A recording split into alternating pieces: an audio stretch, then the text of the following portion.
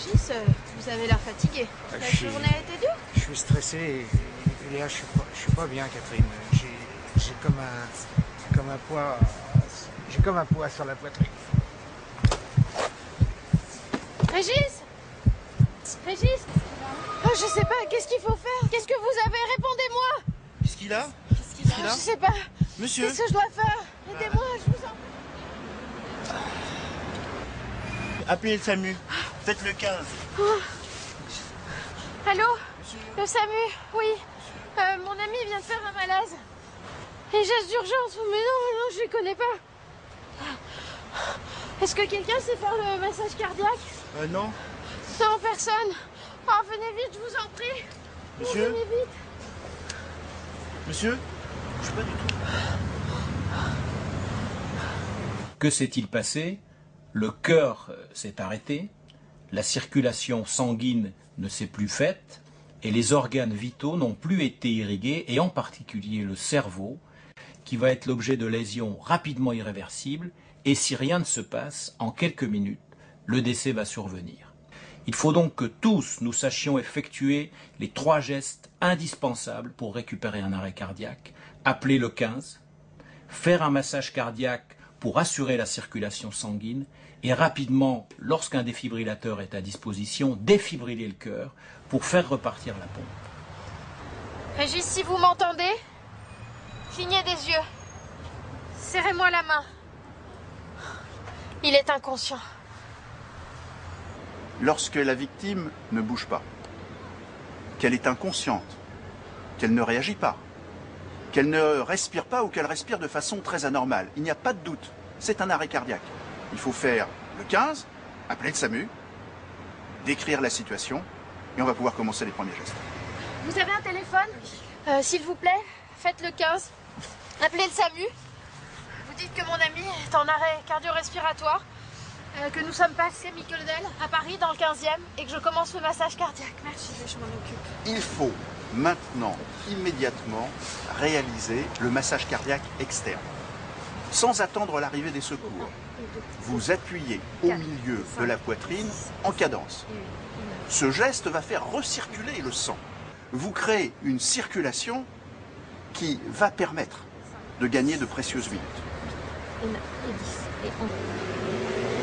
Vous savez s'il y a un défibrillateur à proximité? Il y en a un qui vient d'être installé à côté, je peux aller vous le chercher. Oui, Oui, s'il vous plaît. C'est maintenant qu'il faut utiliser le défibrillateur. Cet appareil va donner un choc électrique qui fait repartir le cœur. Il est vraiment très simple à utiliser et très sûr. Tout le monde peut le faire. Voilà. Vous savez utiliser? Oui. Tirez sur la poignée rouge pour ouvrir le sachet. Voir illustration sur les électrodes. Ôtez le plastique bleu d'une électrode. Appliquez l'électrode sur la peau nue comme illustré. Appuyez fermement sur l'électrode. Ôtez le plastique bleu de l'autre électrode.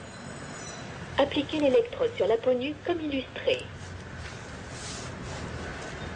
Appuyez fermement sur l'électrode.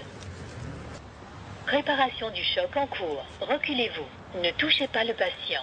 Choc en cours. Choc délivré. Depuis un décret de mai 2007, tout citoyen est aujourd'hui autorisé à utiliser un défibrillateur automatique. Si nous sommes plus nombreux à être formés, et si les villes s'équipent de défibrillateurs automatiques, par les communautés urbaines, les grandes entreprises, les grandes surfaces, c'est autant de chances supplémentaires que nous donnerons aux victimes d'un arrêt cardiaque. Il faut savoir que nous sommes en retard dans notre pays par rapport à bon nombre de pays voisins. C'est en effet moins de 3% des victimes d'un arrêt cardiaque qui sont aujourd'hui sauvées par rapport à 30% dans certains pays qui ont su conduire la formation de la population et qui ont équipé leurs villes de défibrillateurs en nombre suffisant.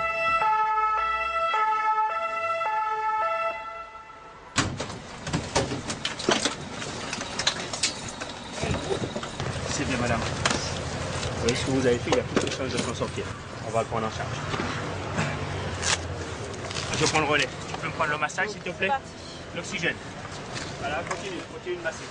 Catherine a effectué 3 gestes simples, qui ont sauvé Régis d'une mort certaine. Elle a appelé, elle a massé, elle a défibrillé. Demain, c'est peut-être vous qui serez confrontés à la même situation. Se former au geste qui sauve est une démarche nécessaire, généreuse, civique, qui ne vous prendra qu'1 à 2 heures. Vous trouverez des formations dans votre région, dans votre ville, simples et rapides. N'hésitez plus. Arrête de masser, ça y est, il respire. Voilà, c'est bon. Voilà. Je suis mort il y a 9 ans et si je suis là pour vous en parler, c'est que quelqu'un a effectué les gestes qui sauvent. Sur 5 personnes ayant survécu à un tel accident, 4 ont été sauvées grâce à l'intervention d'un témoin. Avec du sang-froid et une formation de moins d'une demi-journée, on peut sauver une vie. Alors formez-vous.